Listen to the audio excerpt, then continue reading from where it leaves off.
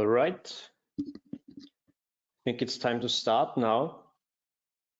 So good afternoon to all of you, or even good morning or good evening to our friends from all over the world, and a big welcome to the 10th DiBiCoo Web Seminar series. DiBiCoo is an EU-funded project within Horizon 2020, and the aim of this cooperation project is to bring established biogas markets together with upcoming biogas markets over the world. One key element of the project is to facilitate knowledge transfer and capacity building, of which this webinar series is an important part of.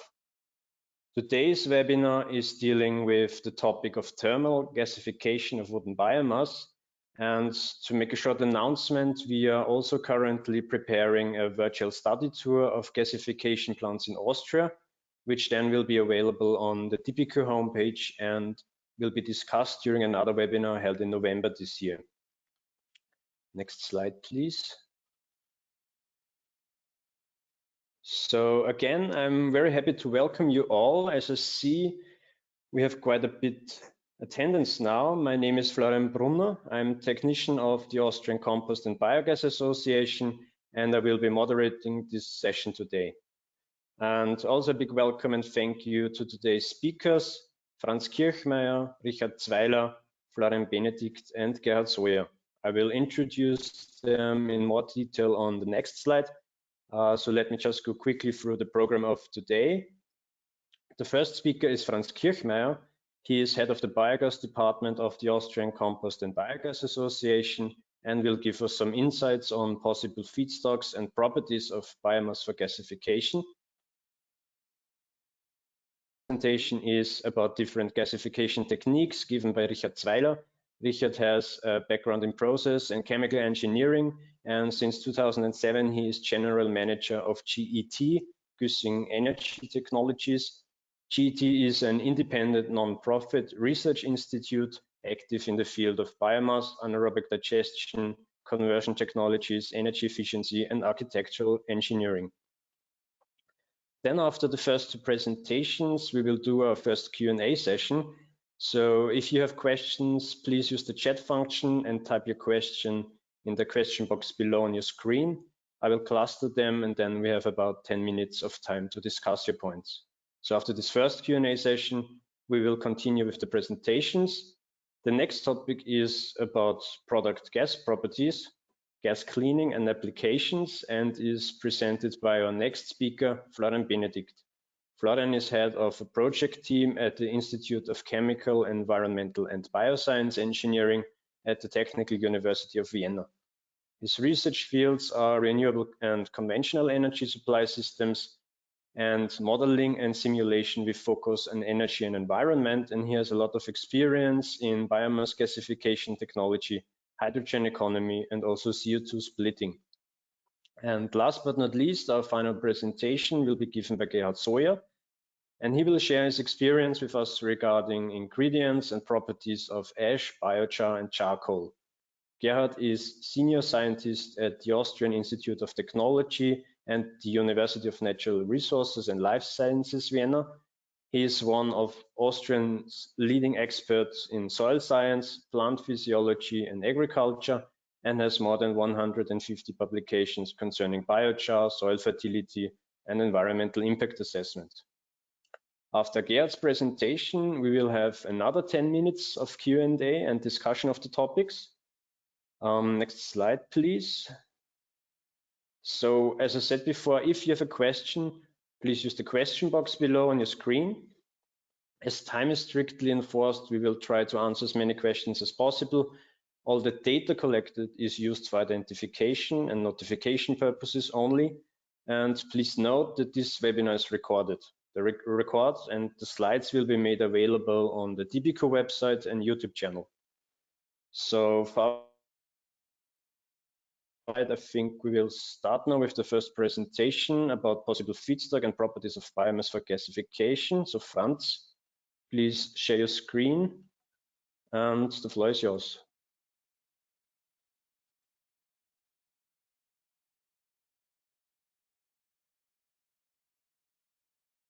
I hope you can see now my screen. I will change in presentation mode. Florian, could you tell me it is fine? Yeah, thanks. Everything fine. Also from my side, a very cordial welcome to this afternoon session, to this webinar. Maybe it's morning or already evening. Hope it's fine for you that we have chosen this time and this date. My task is now to give a short introduction to the properties of wooden biogas, and we only deal here for gasification with wooden biomass. Also, we know gasification could be also done with other feedstock. At first, before starting to the properties of biomass, only a few points about biomass or the world energy demand. We have at the moment about 30.5% renewables within consumed energy. And the interesting point is, which nearly nobody considers, is about that at the moment of around 70% come from biomass. Sure, we know that in future time, due to upcoming rays of photovoltaics and wind especially, the share of biomass will be lower or will decrease, but the total amount of used biomass for energy production will still significantly increase. And this is because biomass is a very versatile energy carrier. It can be used in direct combustion for heating, lighting, transport, electricity and heat. And within the second major technique, which we deal today, and which is a very upcoming technique now, we can use it, the product gas, for electricity and heat, and also in future, hopefully, for upgrading to biomethane. And at least we can use the produced biochar or charcoal from it for soil, for upgrading soil properties. And at least one major or one of the most important advantages of biomass, which nearly is forgotten to be considered, it's only the one major directly energy carrier which can be seasonally stored, the renewable ones. And this is a very important issue, which hopefully becomes more and more in the focus in the next few decades again. If we talk about the conversion technologies for biomass, we have mostly combustion, then we have the upcoming gasification, and at least the hopefully soon coming pyrolysis. The main difference between these three techniques is in the used excess air and the products. Excess air expressed in lambda. If lambda is exactly 1, then exact amount of excess air is contributed to the combustion process. So all convertible ingredients will be converted into energy. And here we have a product then with the gases, hopefully no energy content, and solids also no energy content, and the whole energy goes into the heat. While in gasification, we have a lambda between 0 and 1, and we have a less temperature, used temperature between 700 and 900 degrees Celsius. Mostly used also ambient pressure up to 30 bar, but we have the big difference in the products we receive. Here we want to have the most of the energy within the gases. We want to receive a high calorific gas. Also, technically, it is known as low calorific gas. And the second product we receive are the solids, the ashes, or depending on the chosen technique, we have also not the ash alone, but also charcoal or biochar with still an energy content. And the third technique, we have the pyrolysis with lambda 0, a lower temperature again, but the pressure is not ambient, but much more or over 20 bar. And here we have the main outcome or the main product is the fluids. within the solids, and they should have the most energy content for further processing, and the gases also with an energy content above 0. Coming to the ingredients of the different biomass types, we see that within wooden biomass, the carbon content is the major source. The second biggest share comes from oxygen, but not for energy, but it is included and it has to be considered during combustion or conversion process. And the second energy carrier is the hydrogen. We see that the carbon content differs between 45 to 55%, depending on the species of the wood and depending on the sea level, the weather conditions, etc. But additionally, it depends on if it comes from conifers, which includes resin and has for this a higher energy content, carbon content than other species. There is a big difference also if we have bark included, as bark has a very high ash content compared to the wood itself. Wood would have far below 1% ash content in the dry matter, while bark has usually 3.5 up to 5%, depending also on on fine dust, etc., which could be included. And the second stream, which I only want to mention here, also it's not considered in the next slides, straw as a coming up source, which has nearly the same amount of carbon, but has much higher ash content. And what is also important, it has a much higher chloride content, which may cause corrosion. And the third point is it has a very high content of potassium, which lowers the ash melting point. And so it has to be considered for the conversion technology. The ash melting point, as already mentioned, differs depending on calcium content. Calcium contributes to a higher ash melting point, while, as already mentioned, potassium and magnesia causes a lower ash melting point.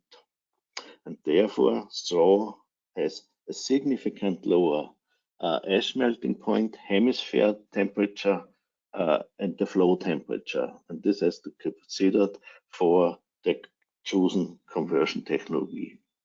And at least the lowest ash melting point comes from cereals, which you don't consider here, but it's always mentioned in publication. Therefore, I wanted to include it so it can be shown, seen also here.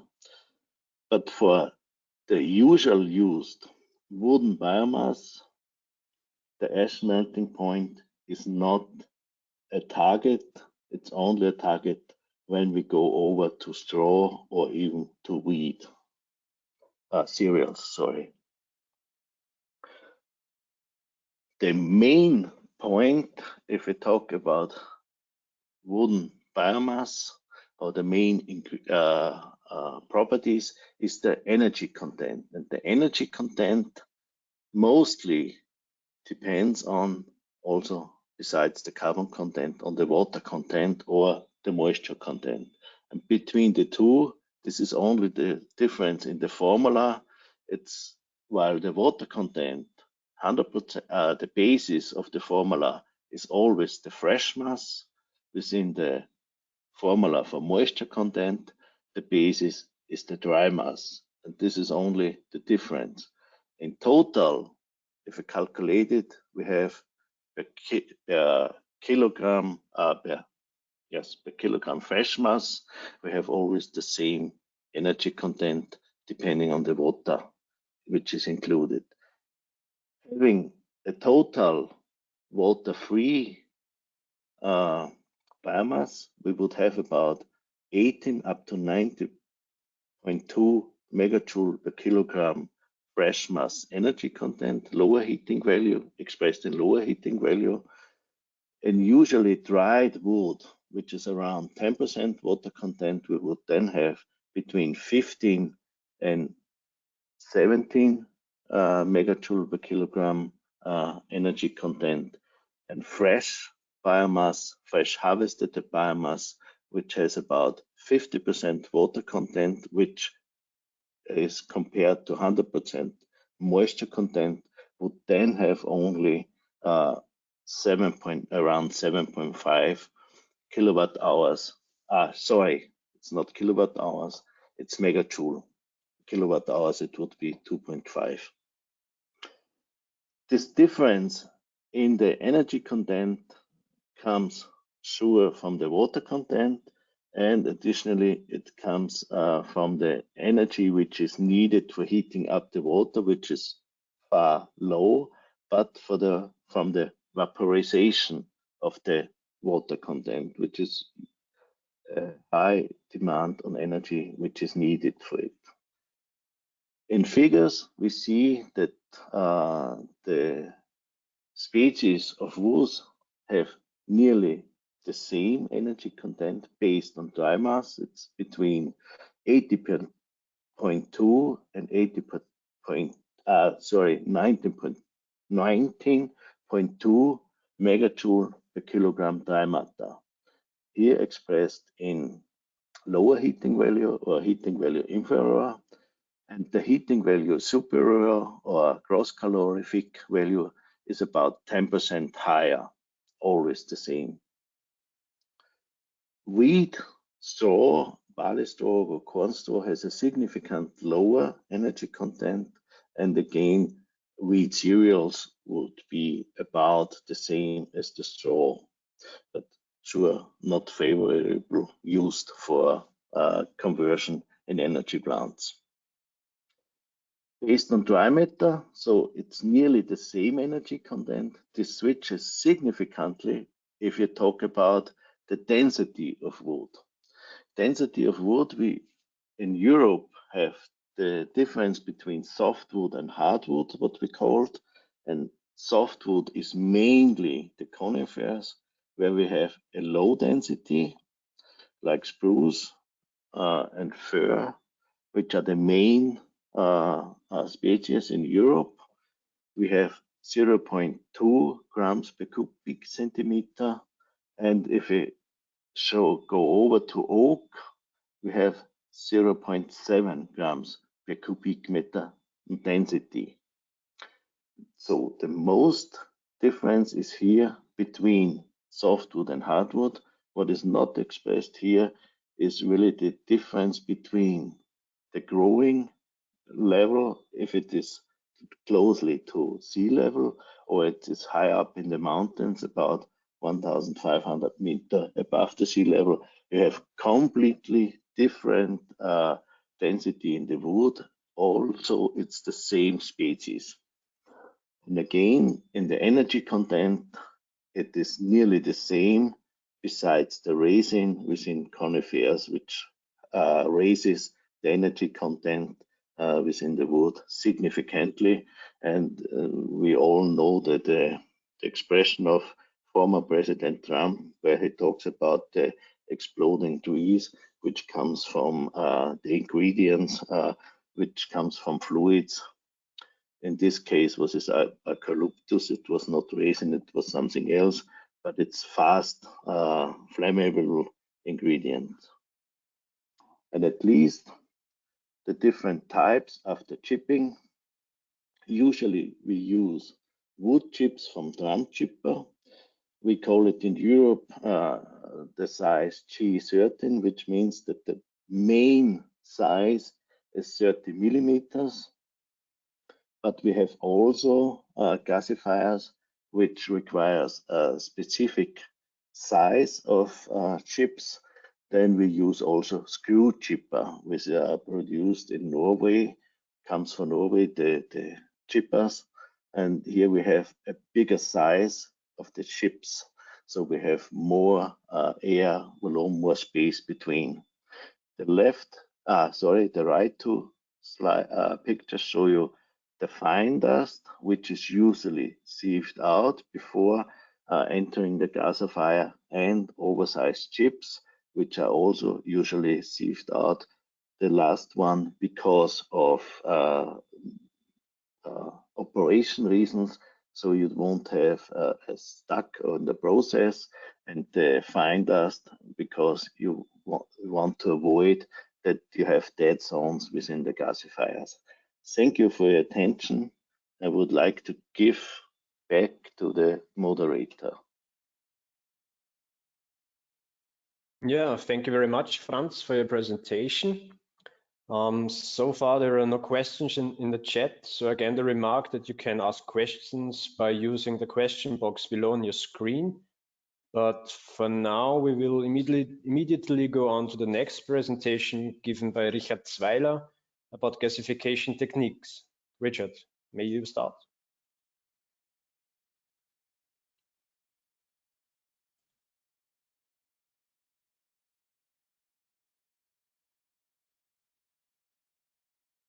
Hello, is the presentation working? Yeah, we can see it. All right. Thank you very much for the invitation. It's an honor to present some basics about gasification technologies. Dear participants, ladies and gentlemen, I would like to welcome you, and I'm glad that we received this large feedback and have a good number of participants. So you will receive high-class and very interesting and important information. You will recognize that there will be some repetitions. You already heard something from Franz, and I will add something, and then it's going on. I think Florian will also refer to the DFB gasification technology. So let's start with the basics of gasification techniques. So as I said, I'm the managing director of Güssing Energy Technologies, and we are a regular member of the Austrian Cooperative Research. This is the largest R&D association in Austria dealing with applied science for SME. At the beginning, a short overview about the thermochemical conversion technologies which are available nowadays. So as Franz already said, there is combustion, gasification, pyrolysis, or Franz wasn't talking about combustion, but I would like to focus on these three conversion technologies. Let's start with the combustion. The criteria for distinguishing all these three processes from each other is the air ratio. Franz already mentioned lambda, the air ratio. So one means it's a stoichiometric amount of oxygen which is fed to the fuel, and the distinction is done via lambda, and there are also some other differences. So this means combustion is the full thermochemical conversion of the fuel into the final flue gases, and this produces a lot of thermal energy which can be used for heat utilization. So this means the lambda, the air ratio is 1 or larger than 1, and the conversion takes place at rather high temperatures, above 800 degrees Celsius. Pyrolysis is the conversion in the absence of oxygen. So this means the air ratio is 0. No oxygen is fed to the conversion reactor, and this reaction takes place usually at lower temperatures. This means between 400 to 600 degrees Celsius. And the target of this conversion process is primarily liquids. So of course there are some gases produced, especially if it's higher temperature, but the primary product is pyrolysis oil, which can be converted afterwards to fuels. And finally, the gasification. The gasification is a thermochemical conversion process which takes place in the presence of oxygen. So this means the air ratio is between 0 and 1. Typical air ratios for fixed bed gasification is 0.2, 0.3. So this means just this amount which is used for the keeping upright the gasification temperature is incinerated there, and the product is a usable gas. So I will show you how this works. So everybody knows how biomass or wood is converted. If you put a pile in the fire, then the first thing that happens is that the wood is drying. This means the water is removed. And this process can be observed rather well in the diagram, which comes out from a thermochemical analysis of wood. This means the fuel is fed to this facility, and then the weight is metered. So at the beginning, we have the largest weight when the water is reduced. 100% refers to dry fuel. And if you increase the temperature, you can see that the mass decreases a lot. So this means at the end of the conversion process, there's just charcoal in there. And if you know the story from the pile in the fire, then you can see the flames burning. And the flames are these volatiles, which are produced by the gasification, pyrolysis, and which are incinerated afterwards. And the remaining is the charcoal after the gasification and incineration. Another connection is between different types of wood ingredients. This means the hemicellulose, cellulose, and lignin, and all of them have different conversion characteristics. This means if you increase the temperature, then the fuel is converted into gaseous fuels, and the main reactions takes place at a temperature, let's say, above 300 degrees Celsius, 400, 500 degrees Celsius. Then the solid fuel, the biomass, is converted into a gaseous fuel. This is the reason why it's called gasification. There are different types of reactors, which is the main part of my presentation. So the autothermal gasifier is a gasifier where partial combustion is taking place in the gasification zone or in the reactor. This means the gasification agent must contain oxygen. This could be either oxygen or air, where oxygen is included there, or a mixture between these oxygen carriers and some kind of steam. And this converts the solid biomass into producer gas, so no additional energy is needed if you're doing the gasification with oxygen as gasification agent. Another option is to use another gasification agent like steam, but in such a case, the gasification reactions are endothermic in total. And this means we need some energy in order to keep the gasification temperature upright, to introduce some energy to convert the solid fuel into a gaseous fuel. We'll just switch to the pointer, then I can show it to you better.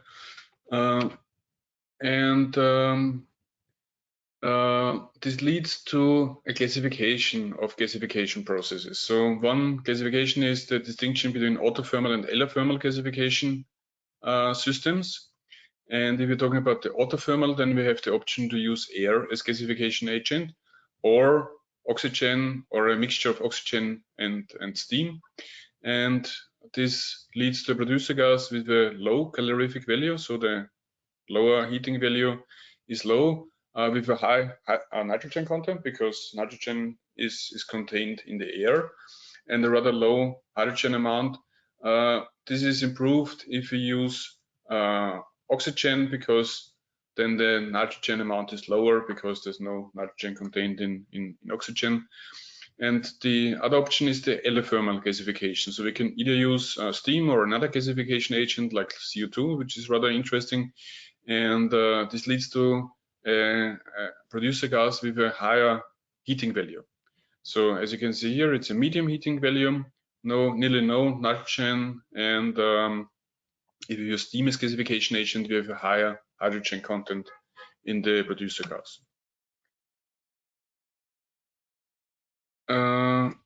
There are different types of reactors. So the ones which are used mainly for the autothermal gasification with air are fixed bed gasifiers.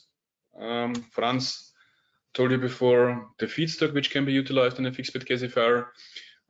There we feed the biomass to the reactor, and then it's converted. And the distinction between the two types of reactors here is the flow of the fuel and the flow of the oxidant. So if the flow is countercurrent, this means it's an updraft gasifier, biomass comes from the top, and the gasification agent or oxidant comes from the bottom. And as you can imagine, if the producer gas is extracted from the top, then there's a higher tar amount here because the biomass has a low temperature and there's no part where the tars are correct. And for this reason, the main difference between these two gasifiers is the tar content. And the co-current gasifier is defined with the biomass flow and the oxidant flow in the same directions. This means the biomass comes from the top and also the oxidant comes from the top, and the producer gas is extracted at the bottom here. And this leads to a syngas with or a producer gas with a lower tar content because we have the hot zone here. We introduce the air here. Usually, sometimes it's also injected at the bottom, and the highest temperatures are here with 1200 degrees Celsius, where the tars are correct, which are contained in the producer gas.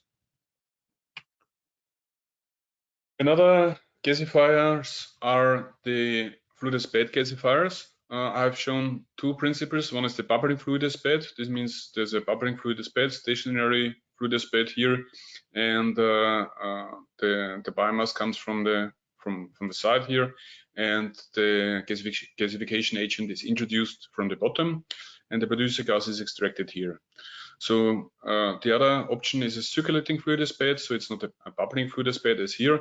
It's circulating. So there's a much higher gas flow here. And this leads to the entrainment of the particles. Particles are entrained, separated here, and circulated here in the bubbling Fluidist bed. The main advantage of the bubbling or the Fluidist bed is that it's not that sensitive to the quality of the fuel. As you know, Fluidist bed reactors are used also for incineration of waste, and so for this reason, the acceptable fuel quality is much lower here for the Fluidist bed gasifiers.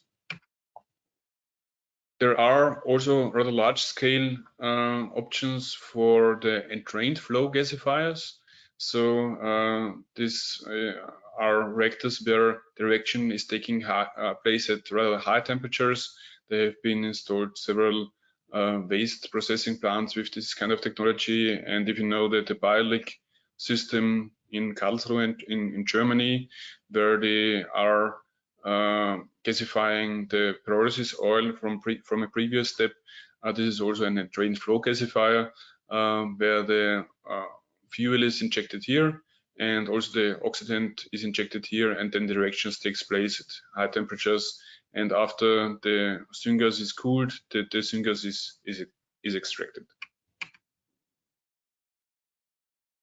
Some of you may have heard about the Syngraft gasifier. There are different technologies out there which are based on the two-staged gasifier principle. And common for all these technologies is that the drying process is taking place in the first step. There's a screw conveyor or something else, and there the drying and the process is taking place usually at temperatures up to 500, 600 degrees Celsius, and the remains are fed to a gasification reactor. Again, in the gasification reactor, there's high temperature where gasification agent is added, and these high temperatures lead to cracking of tars. So for this reason, two-stage gasifiers can be operated to achieve a rather low tar content. And as you can see here, it's decreased from 50 grams per cubic meter up to 25. And if you're talking about the Syngraft gasifier, it's even lower. It's 1 or below 1 milligram per standard cubic meter. So a rather clean gas which can be utilized afterwards. One differentiation for this different type of reactor is the size. So if you're talking about the fuel power range, then typical reactor size of a fixed bed gasifier is around 1 megawatt. there has been built some larger updraft gasifiers, but usually the power size of fixed bed gasifiers is low. Next power range is for Fluidist bed gasifiers. They're starting at some 5 or 10 megawatt of fuel input power, and are available up to 100 megawatt or even more. And then train flow gasifiers are usually at least above 10 megawatts. So these technologies is targeted for a larger scale. Summary of typical characteristics of gasifiers. It's, I think, important to understand also the differences between the different types of reactors. So one difference is the tar content, as you can see here. As I said before, a downdraft gasifier has a low tar content, and updraft gasifier has a rather high tar content, so it's up to 100 gram per cubic meter. So this is in a similar range like the Fluidist bed gasifier. They're slightly lower, but this is one disadvantage of Fluidist bed gasification, that the tar content is significantly higher than for fixed bed co-current gasifiers, where the tar content is lower.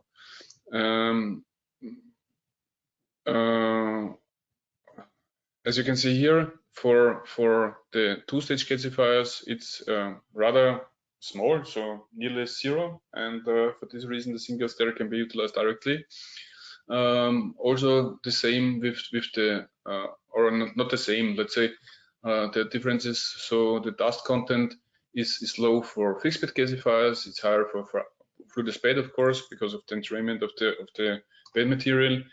And the dust content can be also very low in a two-stage gasifier, and gasification temperatures are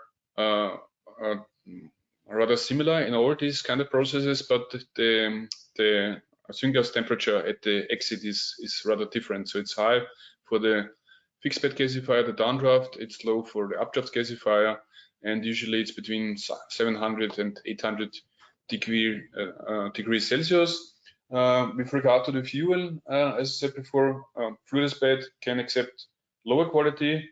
So this means rather low quality fuels can be converted by Fluidist bed, and the conversion in fixed bed gasifiers require a higher quality. And similar to the Fluidist bed gasifiers, also two-stage gasifier can accept fuels with a lower quality.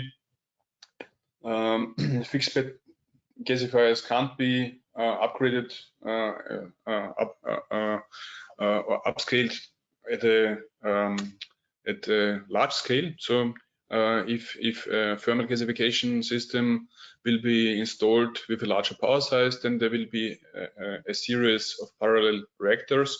It's easier for Fluidist bed to make the upscaling. The gas composition looks like this. I don't want to talk too much because Florian will also mention this. Important is that the heating value is lower for the air gasification. In steam gasification, it's higher, and the main reason is because there's nitrogen contained in the gasifiers with air as gasification agent. Let's come to the dual Fluidist bed gasifier, because this one has been developed in the late 90s at the Vienna University of Technology and has been demonstrated the first time worldwide successfully in Güssing. And this is a combination of an allothermal gasification reactor. If you remember before, if you're using steam as gasification agent, then the overall process here is endothermic. This means it requires energy.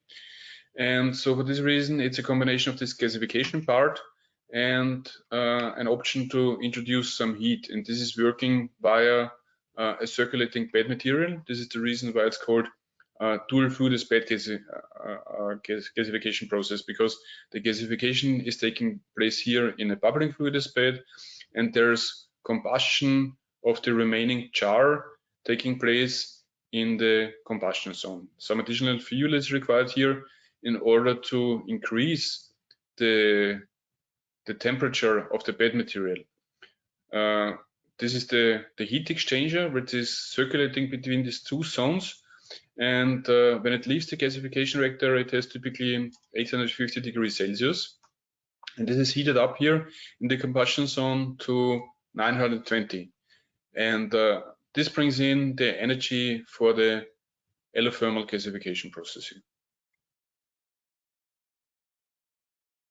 Some figures about the biomass gasification plant in Güssing. So it has been started to be constructed in September 2000, and there was just 6 months of design and engineering and 6 months of erection, and then there was the startup, which took 6 months, and after 18 months it was successfully in operation.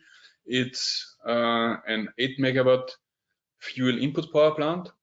So this means approximately 2 to 3 tons per hour of wood chips, and the efficiency is 80% and the electrical efficiency is 25% because the utilization was just for electricity and heat production, where the syngas has been fed to a gas engine. A short flow sheet, you will see something similar at Florian's presentation. So for this reason, there's no need to spend too much time on it. Here you can see the gasification reactor. As I explained before, there's a gasification part and the combustion part. So gasification part on the left and the combustion part here. And there's circulation of bed material going on here in order to bring in the energy for the gasification reactions. The syngas is utilized or can be utilized for different purposes, as I will say afterwards. For this reason, it must be cleaned, it must be cooled down, and there's a particle separation and also a scrubber to remove the tars, and then it's clean enough to be used in the gas engine. If there are synthesis processes, then Florian will tell you a lot of details about the quality and what can be done, but in general, the syngas can be cleaned completely. So for this reason, the syngas can be used for any downstream synthesis process. Some examples, what can be done with the syngas. So one is to use it directly as fuel gas or for the utilization in the gas engine. Hydrogen can be generated or separated from the gas, as I will show you afterwards. Then there's also the option for the production of liquid fuels, liquid biofuels with highest quality via the Fischer-Tropsch synthesis. It's possible to carry out methanol synthesis afterwards, or to do some mixed alcohols or other chemicals or demethylators. So there's a lot of options for the utilization here, like the production of natural gas, as it has been demonstrated in Göteborg in Sweden, for instance. If you remember when Franz told you something about the composition of biomass, he said that the main part of biomass is carbon, and he's right with regard to the mass ratio. So about 50% of carbon is included as mass in the biomass, and a rather low amount of hydrogen. If you're talking about a molar ratio, then the situation is different. As you can see here, there's more hydrogen contained in the biomass than carbon. And this is the reason why the hydrogen production from biomass makes sense. So because biomass is also a hydrogen carrier. And if we have this example with a very much simplified equation, because we're just showing here the conversion of biomass with steam, then you can see that we are producing a higher amount of hydrogen than CO2 as final product is produced. Of course, gasification includes several reactions and parallel reactions, but this is just to give you an idea why it makes sense that hydrogen can be produced from biomass.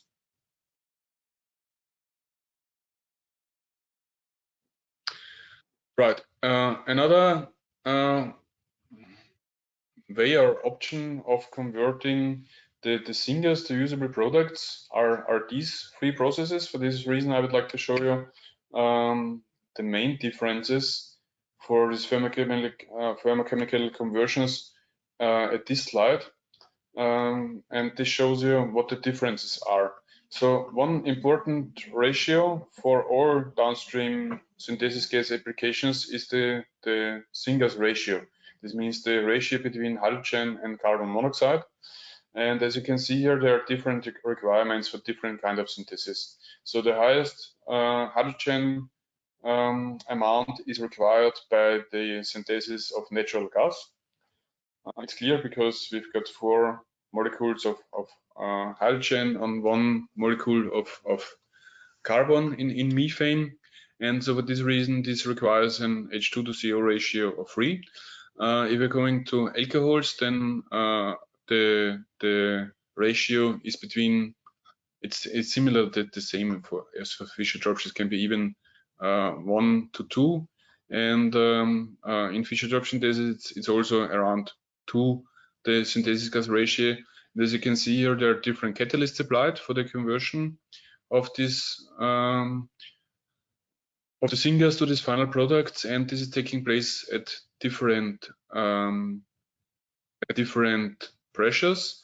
This means it can be done at moderate pressures, as I've shown here. The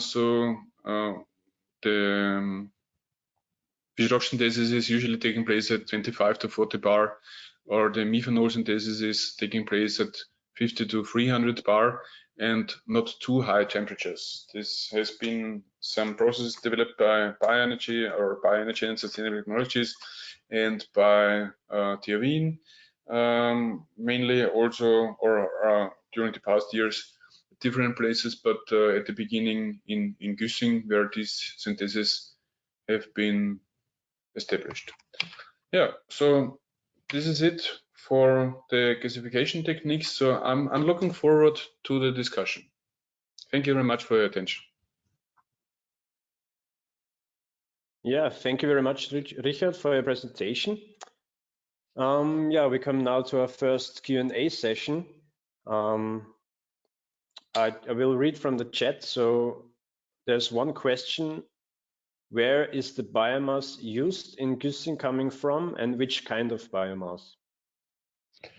Actually, the gasifier was designed for wood chips, standard wood chips, and there's a lot of waste wood available here. So the surrounding area where we are gathering the biomass from comes from a diameter between 20 and 40 kilometers. But this used to be until 2016, because the plant has been shut down then, because there was no feed-in tariff anymore for the production of electricity, and the other conversion processes are hardly profitable. So the most profitable is Fischer-Tropsch, but it's in the border of profitability. So for this reason, we need to go into the direction of waste, and the waste gasification is currently developed by Best at their site in Vienna. They're building up a new plant there near the airport in Simmering, and they're developing the waste gasification technology. Okay, thank you. As we have still a bit time left, maybe 1 or 2 questions from my side. I know we are talking today mainly about wooden biomass, but are there any specific differences regarding the gasification techniques when using other feedstock materials, like you mentioned it before, organic waste or municipal solid waste? Yes, I tried to outline this one via the summary of the slide. So the quality of the fuel can be low in Fluidist bed gasification systems or in two-stage gasifiers. The requirements for the fuel are rather high for fixed bed gasifier. This means in terms of the particle size and also in terms of the water content, because if the water content is more than 50% due to the heat and material balance, there will be water produced. So for this reason, usually there's also a drying unit included into fixed bed gasifiers. Waste, I would say, just can be easily used in Fluidist bed gasification, maybe even also in a two-stage gasifier. Okay. And one more question. Are there already gasification plants that are using CO2 as gasification agent, or is this still a topic for research and development? It's still a topic for research and development, especially if we are now talking about power to liquid, power to gas, because we have some research and innovation action. It's called heat to fuel, where we are dealing also with CO2 separation. And if you're using CO2 as gasification agent, then the syngas ratio, as I've shown before, is decreased a lot. So usually it's 2, and it's decreased to 1.2 or something. And this means if additional hydrogen is available, then we can use this additional hydrogen in order to increase the carbon conversion, because the carbon is available, and then we can even produce this kind of negative emission fuels if you use renewable hydrogen for the production of diesel, for instance. Okay, thank you. Then thank you. I would suggest that we go on and present the next topic, which is about product gas properties, gas cleaning and applications. Yeah. May interrupt? Sorry for that. There's one question I found now. Many thanks for great explanation. May I know your opinion on Milena gasifier? I'm not sure if you know it, Richard. I heard about it, but I'm not sure if this is the German gasifier or if it's located in Netherlands. I can't tell too much. So as far as I understood, or if I have in mind, it's properly and good working system. So, yeah, I would have to check. Okay, thanks. Florian, go on. Thank you. Okay, then we will go on, and the next topic is about product gas properties, gas cleaning and applications, held by Florian Benedikt. So Florian, could you please share your screen and take over? Thank you.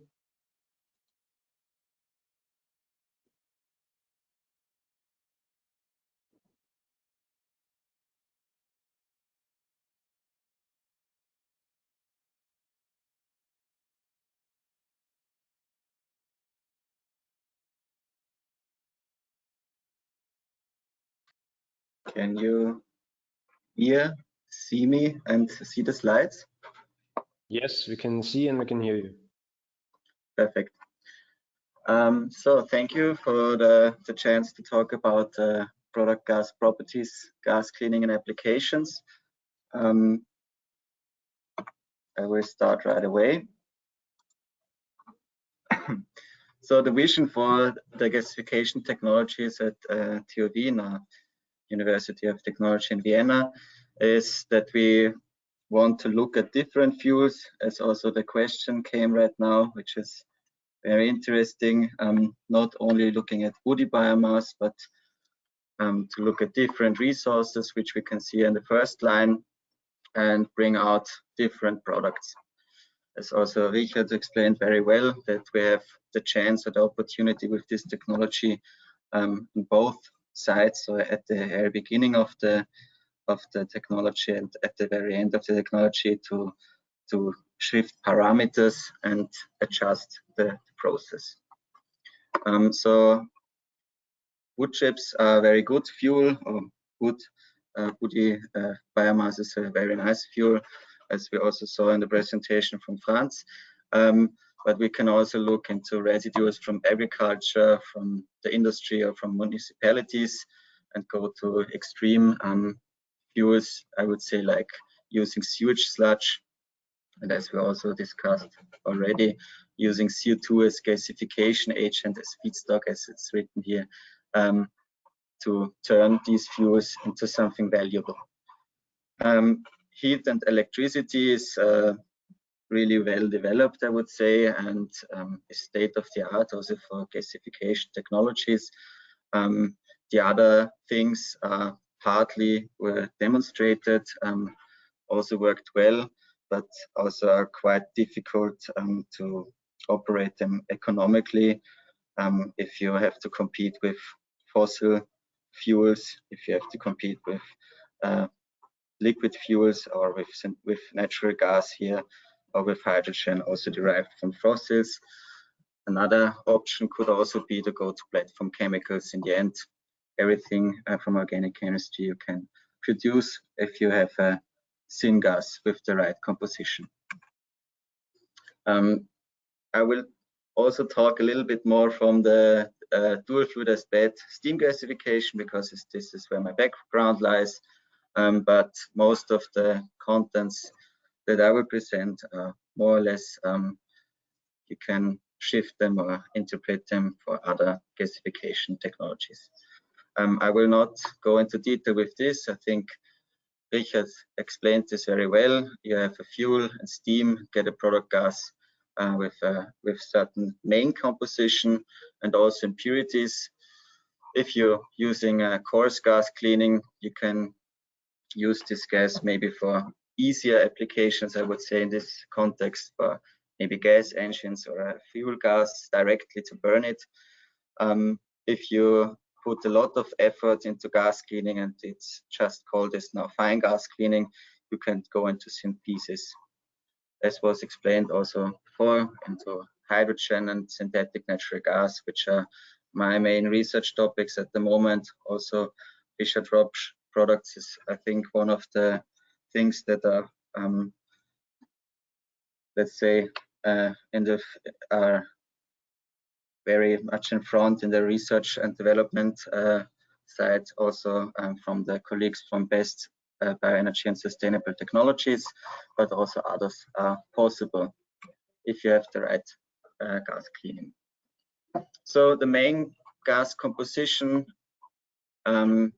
which is shown here for air gasification, steam gasification, is mainly influenced by these main values from hydrogen, carbon monoxide, carbon dioxide, methane, and maybe nitrogen if you're using air as gasification agent. And here you see the composition, so it can vary very much depending on the gasification agent. Other things like the reactor type were discussed also. The temperature that you use also has a big influence on the gas composition, the pressure maybe, or the bed material if you talk about fluidized bed gasification. Feedstock, of course, if we talk about bioorganic fuels, it's quite similar, I would say, all in all. If you then talk about waste fuels, then it can differ a lot. So all of this main gas composition result more or less in this very important H2 to CO ratio, which is important for synthesis applications.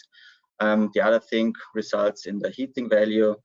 You see that the pure gases, so methane, carbon monoxide, and hydrogen here, I just wrote the heating value of these gas compositions, of these single gas molecules, and you can just calculate the lower heating value in an easy way by just summing up the amounts of the single gas components. So if you see here now, if you're using air as gasification agent, you dilute your valuable product gas, so to say, with nitrogen, and then your lower heating value is around 4 to 6 megajoule per standard cubic meter. If you're using steam and you dry the gas, so you get out the water of the gas again, then you have a medium calorific gas with around 10 to 14 megajoule per standard cubic meter. But this can also vary, of course, if you change the fuel and so on, but these are just rough numbers by estimation. In the last years at TU Vienna, we made a lot of experiments in a 100 kilowatt plant. They have, so 100 kilowatts means that we are feeding around 20 kilograms per hour of fuel in a test plant. Then we look what comes out and analyze it, measure it, and see now here the gas compositions from such test runs, from daily test runs, from different fuels. I will not go into detail, but you see here, for example, just softwood or hazelnut shells, bark, sugarcane bagasse, rice husks, so mixtures with chicken manure or mixtures with also chicken manure and straw and lignin. But what I want to say with this if you're using these biogenic fuels, then the hydrogen content is always, let's say, quite similar, around 40 to 50% with this technology. The CO and CO2 content here in red and green is around 20% all over this table. And the methane content here in purple is around 10% plus minus.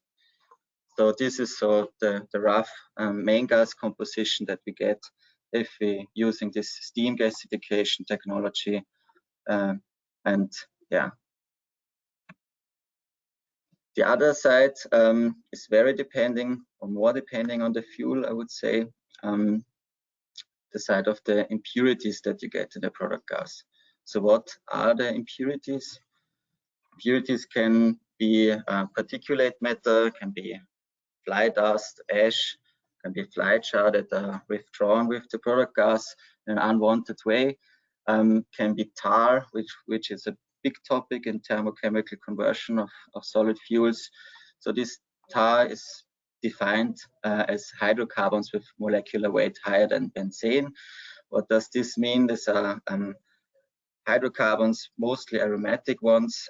They condense at lower temperatures. So if you want to cool your gas at any point later on in the system and you have tar in it, then you will have a problem because the tar will condense out and will lead to clogging or fouling of, for example, heat exchange if it's cold spots in your plant.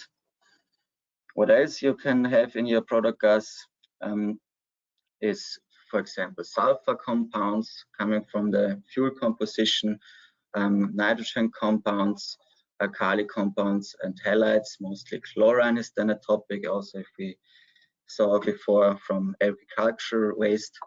And these compounds, mostly in terms of sulfur, are H2S, also a little amount of COS. From nitrogen, we get ammonia or HCN a little bit, but mostly ammonia is then the impurity. And yes, HCl is from chlorine, the most common impurity. Yes, what tar is, we can also see here, just a picture. When we measure here the tar during a test run, we see at the very dirty gas, it looks like this. So you can imagine if you have in your plant, in your pipes, this condensing, then it will lead to a problem in your process. And if you clean it a little bit, maybe then it looks like this, looks a little bit nicer. But for synthesis applications, this is not enough. You have to clean much more out from this tar. All of these impurities lead to erosion, can lead to erosion, which mostly comes from particulate matter, corrosion from sulfur compounds or from chlorine, deposits from ash, low ash melting compounds. Then we talk about the alkali compounds mostly, but also in combination with tar that then is depositing on the reactor walls or on the downstream equipment, or also particulates which can deposit there. So all in all, we need now a gas cleaning which fits with the emission limits that we want to achieve, and we want to secure our equipment downstream. We want maybe catalysts to be safe after long operation, and at the end we have to fulfill the limits for maybe if we produce synthetic natural gas, a gas grid feed-in. Maybe we have a fuel cell application afterwards. When we're producing hydrogen, then we have to fulfill the requirements from the standards. Or we burn the gas in a gas engine, then we also have to say what the provider has as limits for us that we have to fulfill. So the most problematic or important impurity is this tar. Here you see again the same fuels in the slide before, but you see more or less the different measurement techniques for this tar. Benzene, as I said before, is officially not seen as tar, but everything that is higher from a molecular weight than benzene. I think this is also has a quite good purpose. For example, if you're using a gas engine, then benzene can also be seen as part of a fuel and can be combusted there to a certain extent very well. But if you have then higher molecular weight, then the condensation starts much earlier. But this is not very handy to have this tar content in gram per standard cubic meter. So another very handy value now is the tar dew point, which gives you the value from calculations of this GCMS tar when this gas will, so the tar in the gas will condense and fall out at your reactor walls or whatever. So you see, if you have quite good conditions here on the left side, this three, you can cool your gas maybe to 100 or 90 degrees Celsius, and we'll have then starting problems with the tar condensation. But if you have a fuel that's not so good, like lignin in this case, or not so good operation parameters, and you cool your gas to 100 degrees Celsius, the tar will start to condense and you will have problems.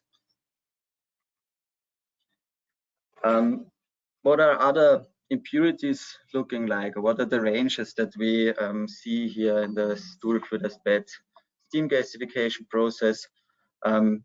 We can see at the first column now, we concentrate maybe on softwood, that we have this fly char and dust that we measure with 1 to 3 gram per standard cubic meter. Ammonia is not written here, but let's say it's around 1000 ppm per volume for ammonia. And then we have H2S, this is for softwood pellets, I have to say. This is a little bit better, but around 20 ppm. And then you see a much lower amount of COS. HCN was not measured in this case, but it's always lower than in comparison to ammonia. But if you look here maybe at this mixture of bark, chicken manure, and straw, so then we see at the ammonia content we have a much higher value here. We have 24,000 ppm, or only pure chicken manure in this case 70,000 ppm of ammonia. And for all applications and emission limits, we will have to do intensive gas cleaning. So how is this gas cleaning working then? At first, you can classify it according to temperature. So you can say at ambient temperature, cold gas cleaning, or these are just ranges. So let's say 100 to 400 degrees is warm gas cleaning, and above it's hot gas cleaning. So all in all, it would be nice if we had a gas cleaning which fits to our downstream process or downstream application. So if we want to fuel the gas and we have to cool it to fuel it, then we lose the sensible heat in the gas, which is not very proper. If we use it in syngas applications, then it's totally okay to cool the gas, because there's no other way to get out the impurities in that way that we need it afterwards. The drawbacks, of course, if you cool the gas, is that cooling is necessary, additional units are necessary, and that you always lose exergy in this manner, and that you will always have to spend some washing liquids, maybe in washing towers or something, and you have to regenerate them, or in the worst case, you generate waste with cleaning your gas. But in the end, for the most applications, this is the only state-of-the-art opportunity to use this cold gas cleaning. Another division you can make, not on temperature, but you can say there are primary measures that you maybe can do in situ or during the gasification process. So you can maybe use in Fluidist bed technology another bed material, which then lowers your impurities, contents. You can change the temperature, adjust it. Higher temperatures maybe breaks down some tar molecules. But the other thing is, at the end, you will need some kind of secondary measures or something downstream of your gasification process to clean the gas for the most applications. So I picked here some applications which I show here. So producing hydrogen, synthetic natural gas, or mostly methane, or Fischer-Tropsch products. Now you see the temperatures that you need in this synthesis steps or production steps. For hydrogen, for example, you see a very high temperature which comes from the steam reforming step, which needs very high temperatures. For SNG production, you can go around 200 to 450 degrees Celsius. For Fischer-Tropsch, around the same values, a little bit lower maybe. Richard also told us about this H2 to CO ratio. How does this come? In the example for methanation or SNG production, you see here the two reactions which take place. So the CO methanation, you need 3 molecules of hydrogen to produce then the methane, and you get water as a byproduct. Also possible is to do this with CO2, which is very nice because all of us have the aim to reduce the CO2 in our atmosphere. And if we also can convert the CO2 with hydrogen, then we can also produce methane from it. We see both of these reactions are exothermic, so they generate, so the reactor is getting hotter unless it is cooled.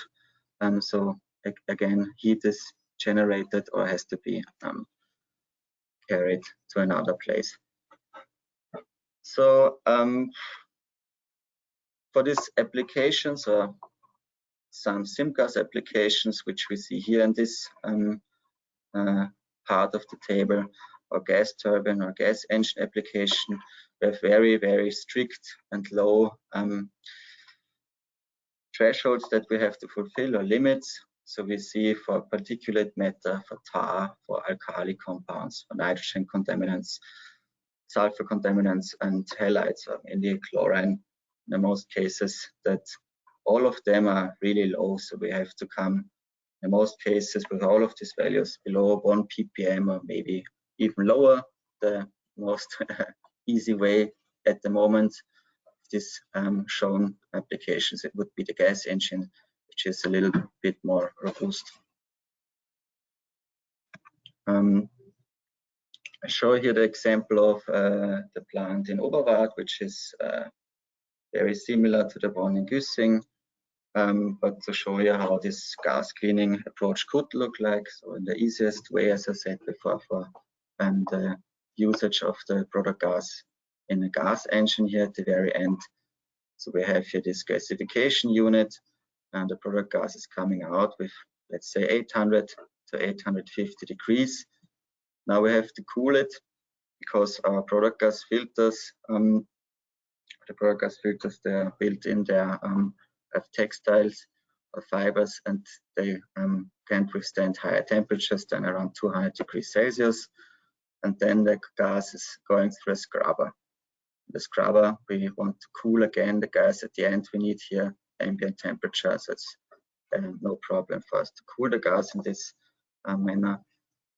What is happening, for example, here in the product gas filters, we remove particles mostly, it's a filter, but also as side effect, alkalines are removed, and also tar is removed at 150 degrees. Some of the higher tar species condense at the particles or at the filter bed on the filter, on the backhouse filters here. So then the gas is going here. It's a little bit cleaner. We have now a scrubber, which is just a tower where you spray from above scrubbing liquid. In this case, biodiesel or rapeseed methyl ester is used as scrubbing liquid. Product gas is going here out, is cooled down. So the tar is bound in the absorption medium, so in this biodiesel. But another thing is also happening again. We're cooling the gas, so the temperature is falling, and also the tar is condensing partially. Water is condensing, and also there are insoluble contents. So then the gas is ready, in this case, for usage in gas engines. Now I want to talk about shortly about the research project that we are doing at TU Vienna. So as also our vision on the first slide was shown, we are producing a product gas with a gasification process. We want to look what products we can provide. We can use it directly as fuel gas. We can use it to produce liquid fuels or maybe even chemicals, which is then more difficult, or gaseous energy carriers, and provide it to the gas grid. In Austria, we have a big gas grid where we can feed it in, can use it widely in the industry with different gas qualities, from hydrogen to methane, but also to hythane, which is then a mixture of hydrogen and methane. The targets is that we want to utilize a broad variety of bioorganic residues, but also maybe waste fuels, also things like sewage sludge. We have novel reactor or process concepts for this in a simplified and efficient conversion. I will show the flow sheet on the next slide. Gets fundamental knowledge of these units, also of the gas cleaning, but also of the methanation steps. Maybe can support scale-up considerations, or can say how to do this in the right way, and cause then a cost reduction for this technology. Yes, as I said before, sewage sludge is one of the fuels that we tried in this project, but also rejects from paper industry, for example, or maybe also digestate from biogas plants, or bark is also very promising because it's very good in fuel quality for this Fluidist bed application. Yeah, in comparison to sewage sludge, it's much better from the quality. Of course, the price is better using sewage sludge, or the economics is better. Then we gasify this with steam or with CO2, both we try out. In this project, we look at the gas cleaning, and finally then we methanize it to produce raw SNG here at our technical material Wien. So the whole chain is running with live gas.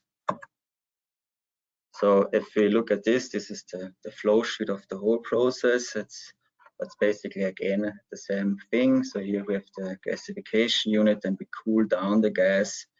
And the most important thing now is here, after cooling the gas, we're going again through filters. We're going through a biodiesel scrubber. Then we compress the gas a little bit. We're using activated carbon to absorb tar, to absorb hydrogen sulfide and other sulfide components. Then we're using a zinc oxide guard filter, and then we go to the methanation reactor. So we try to make a very easy and simple approach, not using as many gas cleaning steps to produce then raw SNG. Yeah, these are the pictures of this facilities. So this is the 100 kilowatt gasifier plant that we have here. This is, for example, now the scrubbing units. So here comes the biodiesel and is going down here. Then we have this phase separation where water and biodiesel is continuously separated, and then the biodiesel is going in circle again. Gas is coming inside here and leaving here at the top. And here we have just this fixed bed activated carbon and zinc oxide guard filter guard adsorbers to fulfill then the requirements for the nickel catalyst in the methanation unit. This is how this methanation unit looks like. So actually it's only this here. This is just the infrastructure from it. So we have here again a fluidized bed, because this is what we love here, using fluidized beds to convert all possible things. So in this fluidized bed, we're using the nickel catalyst on particles on aluminium base, and convert the product gas to raw SNG, which is then coming out of the top. So, and you see here inside, we are using a cooling system, and also a jacket cooling at the side of the reactor, so that we have a cooled reaction because of the exothermic methanation reaction. Yes, this was it from my side. I hope we can fulfill or make this vision come true, and produce from residuals and other fuels clean energy carriers or other chemicals for the future. Thank you very much. Yeah, thank you very much, Florian, for your interesting presentation. As time is short already, let us go on immediately to our next and last presentation for today, held by Gerhard Soja. He will now talk about ash, biochar, and charcoal, their ingredients and properties. Gerhard, please go ahead.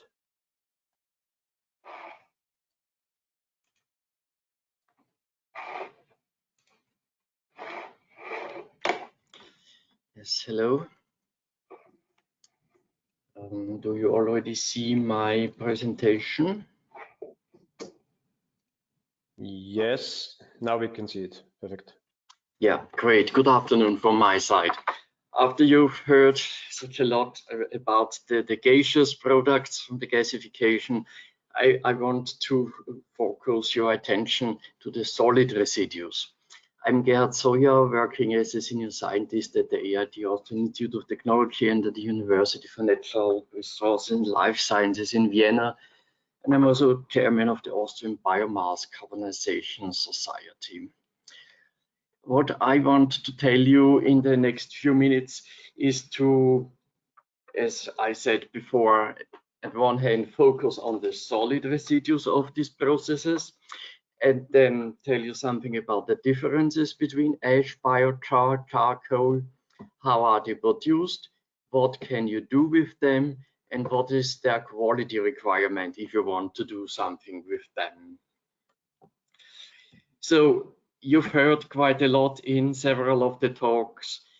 Biomass is standing at the beginning, and wooden biomass is one of the most frequently used biomasses, but by far not the only possibility that you can use. In principle, you can pyrolyze or process everything that is organic then, and any agricultural residues, any forestry residues, even scrap tires, etc.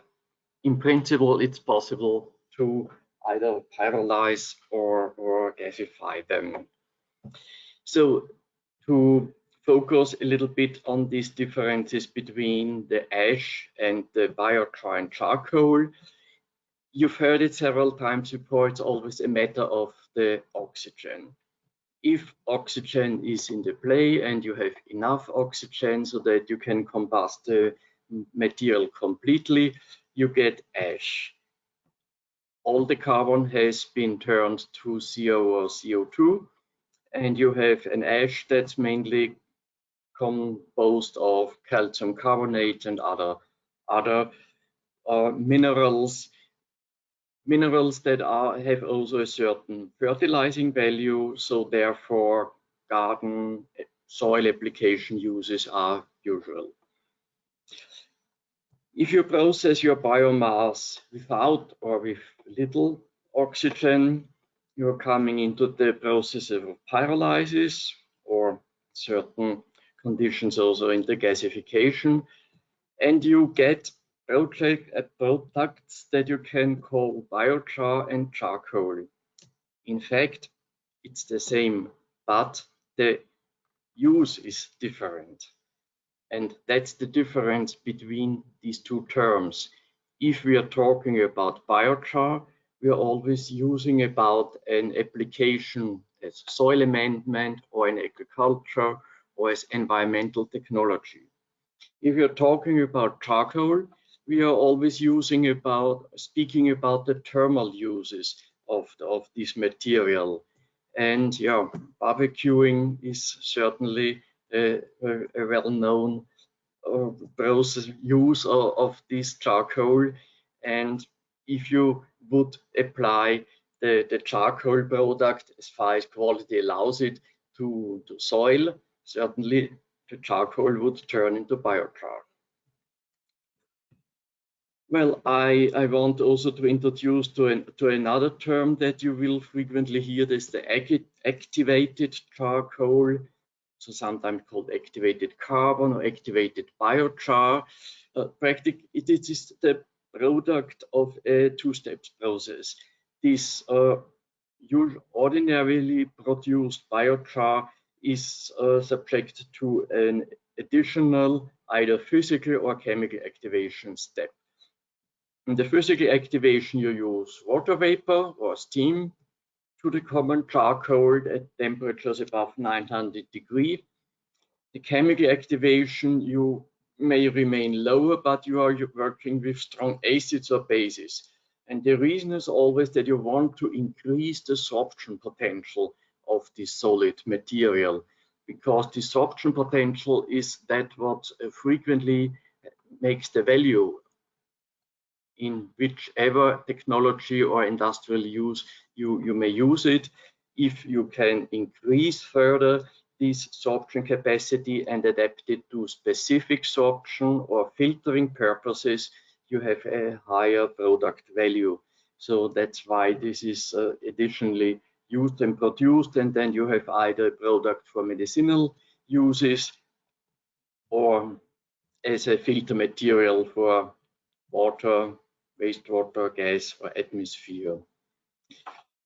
If some producers are speaking about biological activation, then they are speaking about inoculation with microorganisms or by from enrichment with additional nutrients. So focus at first a little bit on the wood ash. As I told you, the carbon has practically completely gone into CO2 or CO. Also the nitrogen has been lost. We have a lot of calcium, also a certain part of potassium and phosphorus, and this makes it as a valuable fertilizing material. What we have to pay attention to is the high pH. 10 to 11 is not so unproblematic, and therefore you also have thresholds for maximum application rates if you use it in agriculture, 1 ton per hectare, for example. You also have threshold for trace elements. That also shows if you want to keep this trace element threshold, it's important to use untreated wood mainly, so that you can remain below either class A or class B. If your ash exceeds class A, it means that you have additionally to analyze your soil and compare the soil threshold values according to the ÖNORM L1075. And if you exceed those, then you cannot use this ash. And all this is together written in an Austrian guideline for the use of ashes in agriculture and forestry. Well, coming back then to the pyrolysis and to the gasification. In fact, pyrolysis is indeed a many century old process. Then the charcoal burner, it's a very old traditional profession then. And in fact, charcoal was the main energy carrier and fuel before coal or oil has become important then. And so whole forests and whole mountain ranges have been deforested because of charcoal production. So, but not only here in Europe this was the case, but in a much smaller and more usable scale, it was also used in other regions of the world, for example, in South America, in the Amazonas region. Here, the soil scientists, Wim Sombruyck, discovered about 30 years ago that in the Amazonas region, the indigenous people advertently applied the charcoal to soil together with other wastes that were originating in the villages in quite specific places, not distributed anywhere, but distributed to places where they wanted to produce vegetables or crops. And the consequence of this application still can be seen today by very dark soils that are quite untypical for the Amazonas region, because ordinary Amazonas region would about look like this one and also have a much lower soil fertility. You see it in this size comparison of the maize crops. But one must also say not only the Amazonas people discovered this useful application of charcoal to soil. Also in Africa it was used since centuries, especially in West Africa, and also in East Asia and in Japan. It was a known agricultural soil fertilization measure. Nowadays, the charcoal piles look like that.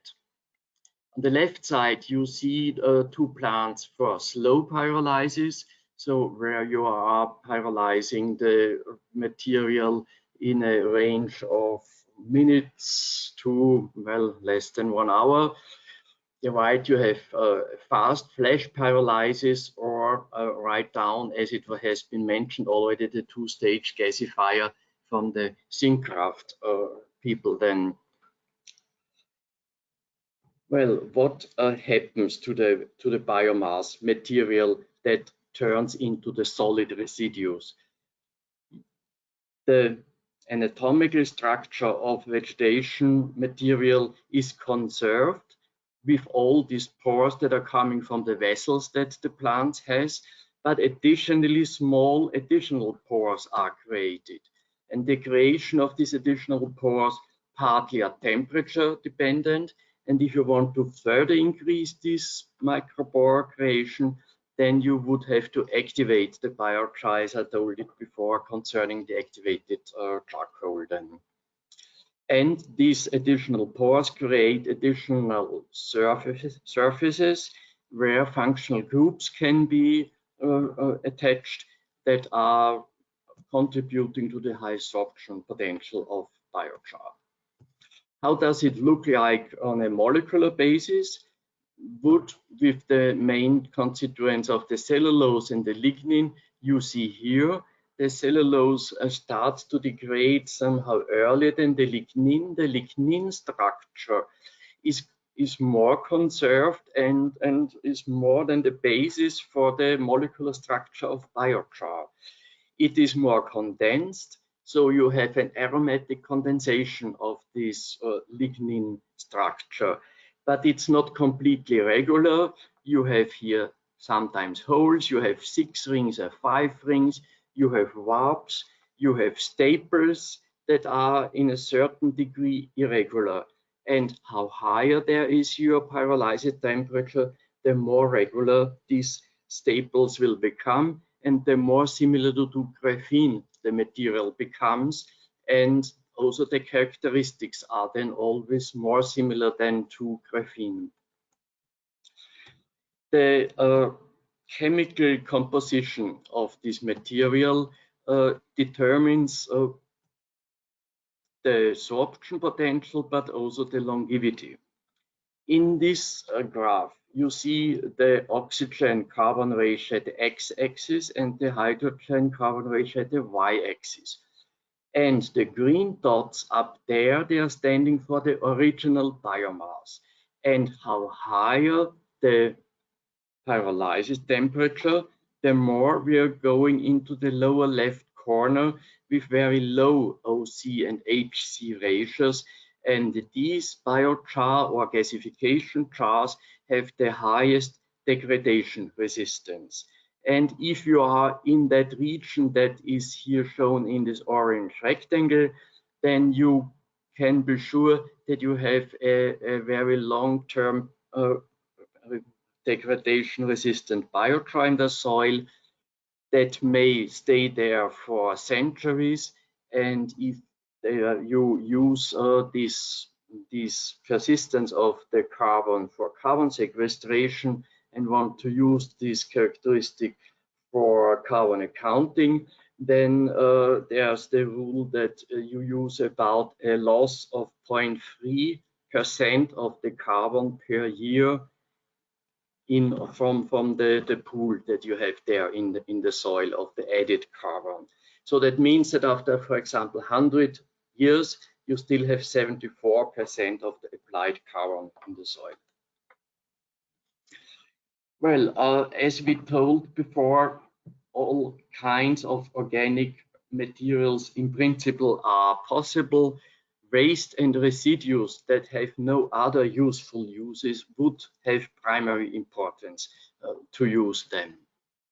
If you're using pyrolytic processing, you can expect a yield of about 30 to 35% on a mass base, whereas in gasification, you have a char yield of about 5 to 10% then.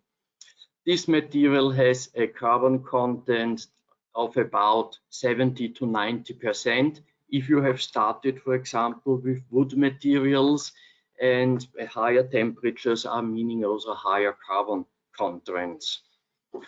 At this temperature, most of the nitrogen is lost, but you still have potassium and phosphorus in the material that are useful for fertilizing effects then. So if we consider what happens to this carbon that we have in a biochar, then we must assume that we have three fractions. As we heard before, pyrolysis may be made to primarily get the fluids, but that's not the only possibility. It depends on the reactor that you use. There are reactors and processes that are fine-tuned to get mainly biochar, solid residues, and others where you have more than the volatile residues, the volatiles, and the more important the volatiles you are, the more you are in the gasification range. Assuming here 3 tons of wood, for example, you start with 50% is carbon, means 1.5 tons of carbon. Half of this carbon will remain in the solid residues, in the biochar.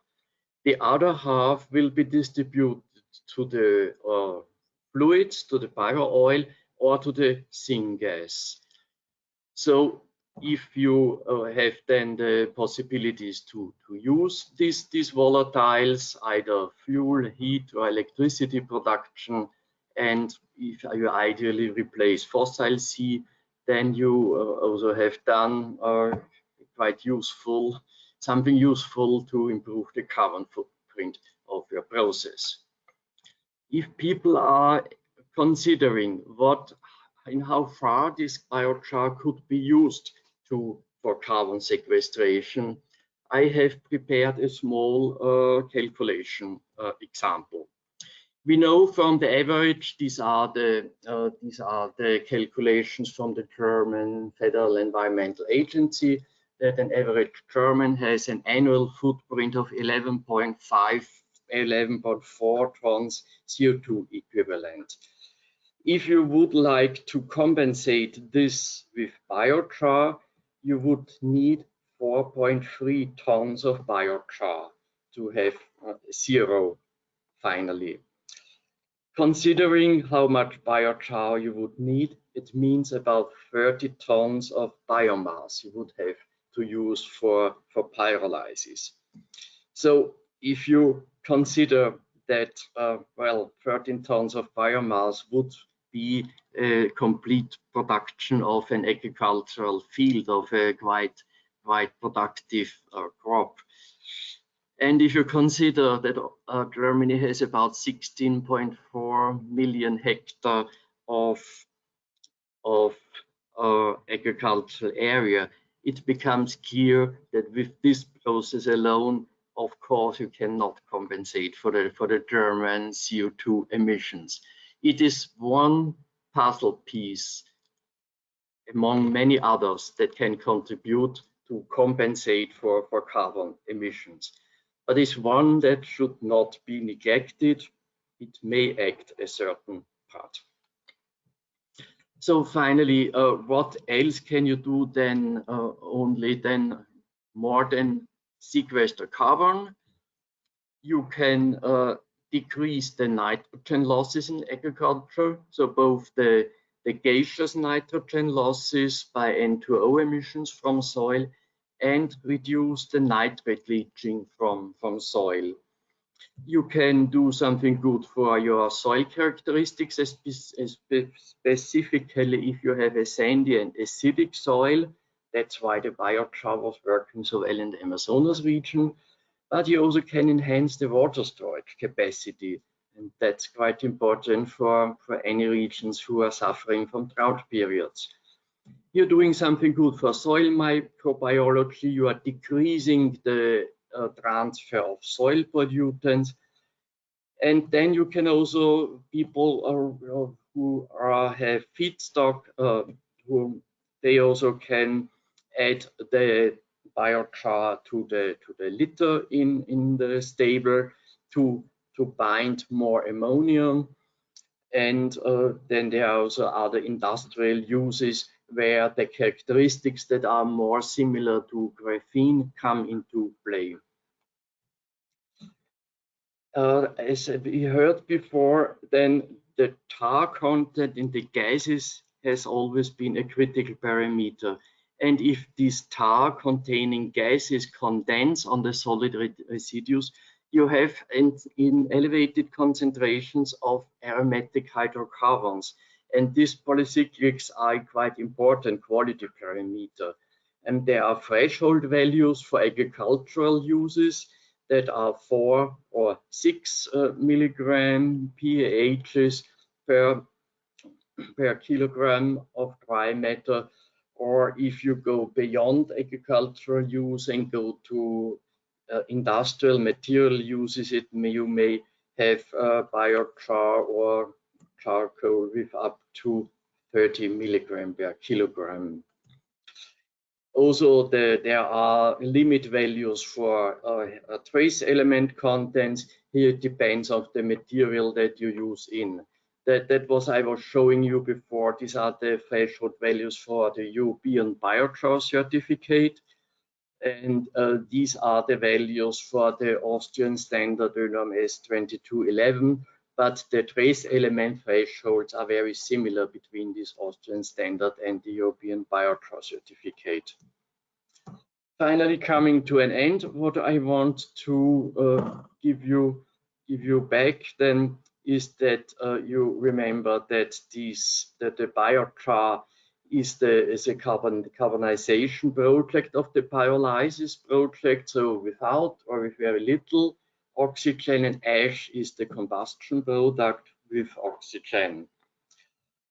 Both materials can be soil amendments, but there are different thresholds that have to be considered, and also different maximum application rates.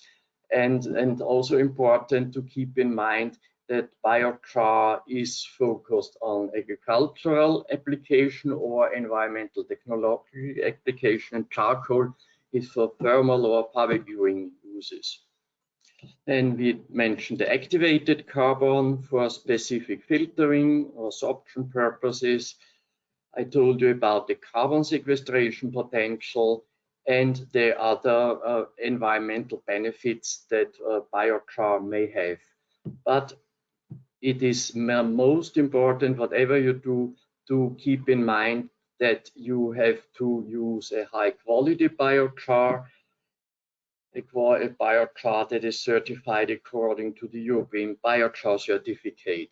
The gasification jars in former times could not reach the thresholds for the pHs, but newer generation gasifiers, for example, these two-stage synchronous gasifiers, they are also able to produce gasifier jars that are qualified for EBC certification.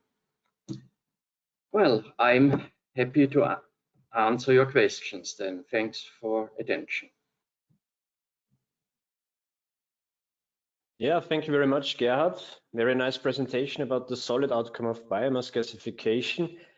So time has come for another Q&A session. I would ask the speakers to turn on the video again and unmute themselves.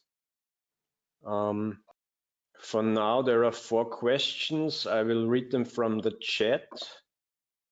The first question is, the combination of sawdust shavings with human waste and urine within the biogas process. We have a lot of invasive species in South Africa, and we would like to use these trees as the carbon for dry sanitation purposes.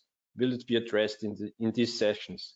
So this was not addressed in the session, but maybe one of the speakers can make a comment to this. I know from examples from India where other kind of invasive species were quite successfully used for biochar production, and the biochar was a good quality to use for different agricultural purposes.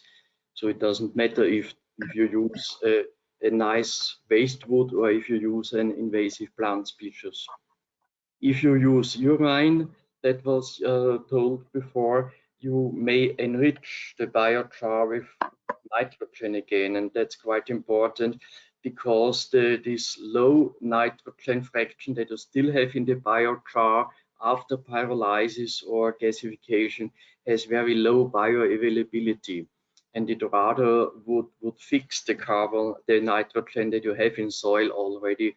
Therefore, this enrichment with urine or slurry is quite useful to produce a fertilizer with an available nitrogen fraction.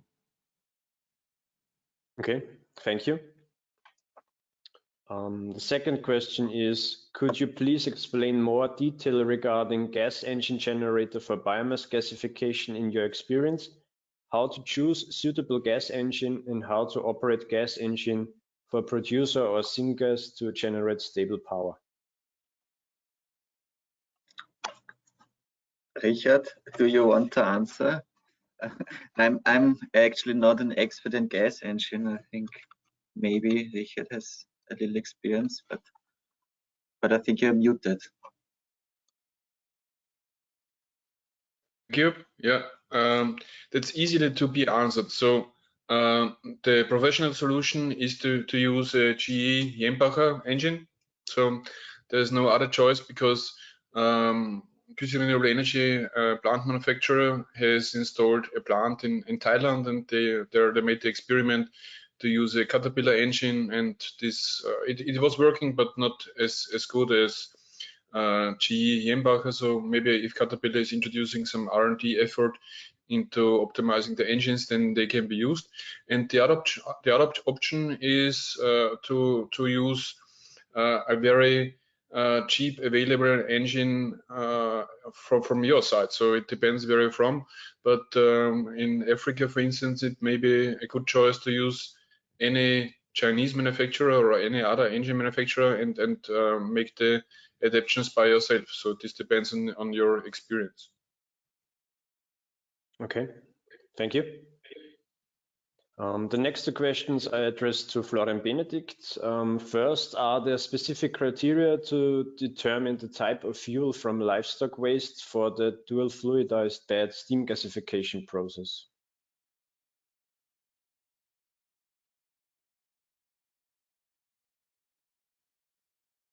Sorry. So the criteria that I used is if we look at the fuel, at first we make a fuel analysis.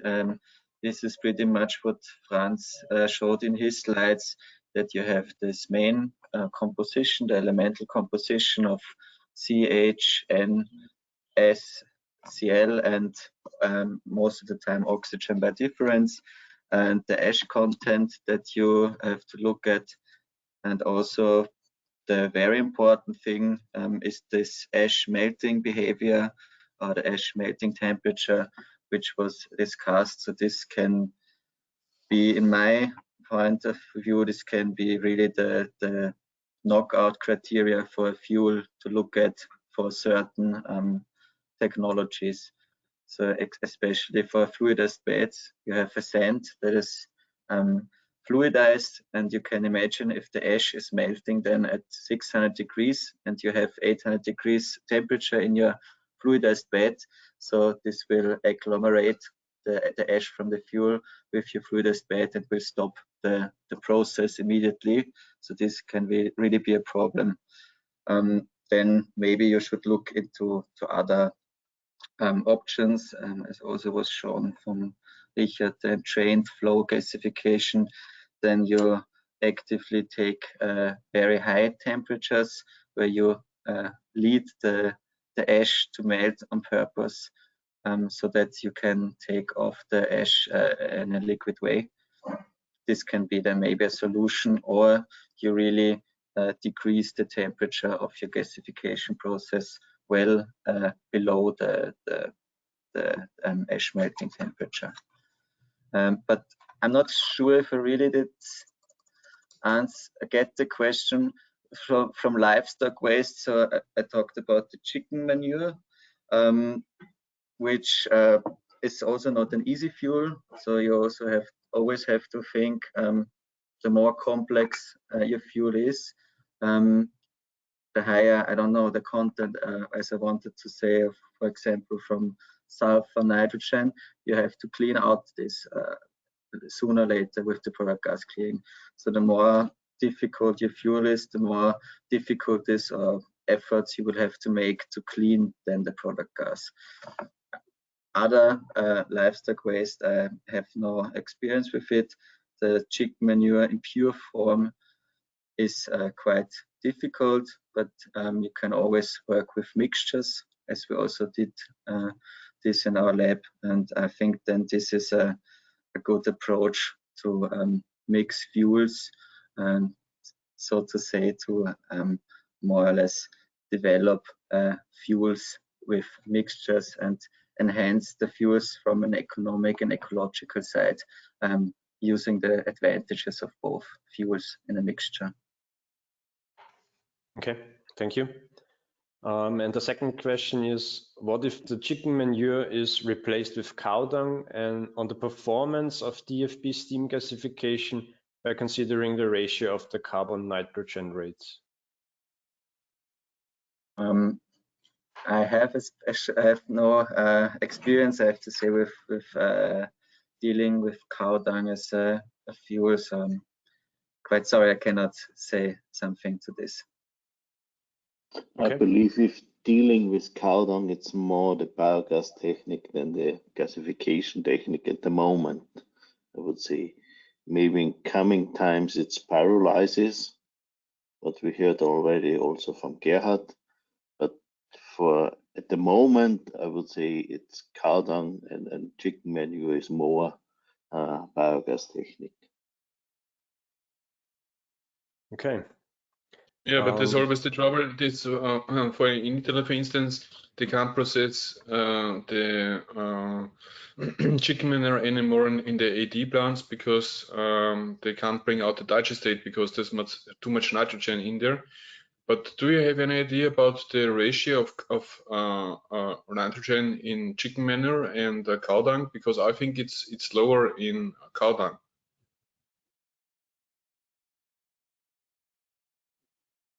Yeah, but I'm not sure. Yeah, let's see. No, it must be, the ratio must be in cow dung higher than in chicken manure. Chicken manure is lower, that's the problem. Chicken manure has too much nitrogen, also for digestion.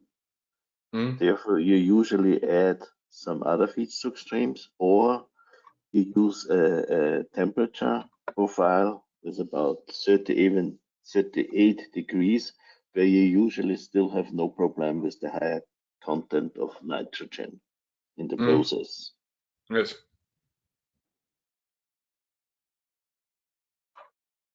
Okay, so I think all questions were answered. Are there any final remarks of our speakers?